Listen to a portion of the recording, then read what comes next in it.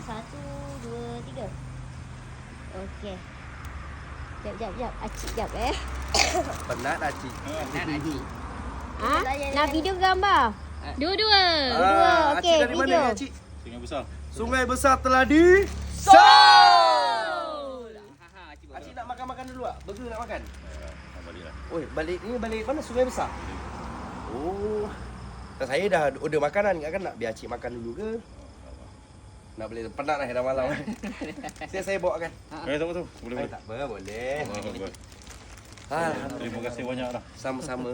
Minta maaf, Angel minta maaf, bukan marah. Acik saya patut nak maaf Acik. Acik kali ke berapa? Dua datang sini. Kali kedua. Oh. Waktu first Acik datang tu, Acik balik Kenduri. Oh. Tu terus boleh dah lama follow.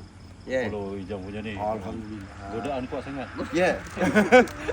Dah pilih barangnya Cik? Dah. Meja apa? Meja Minimalis. Meja makan minimalis. Meja makan minimalis dengan apa?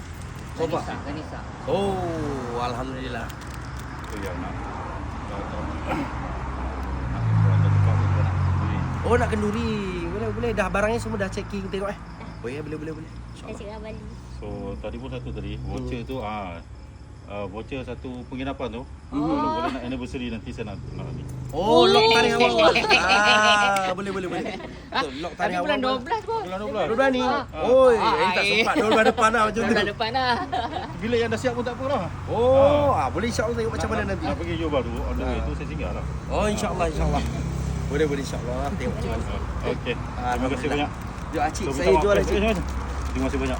So Saya minta maaf banyak bukan Acik. saya marah tadi. Eh, tahu, faham. Okey. Pengajaran untuk anak muda. Betul Lagi Cik. bagus. Tapi dia bagus. Ya, alhamdulillah.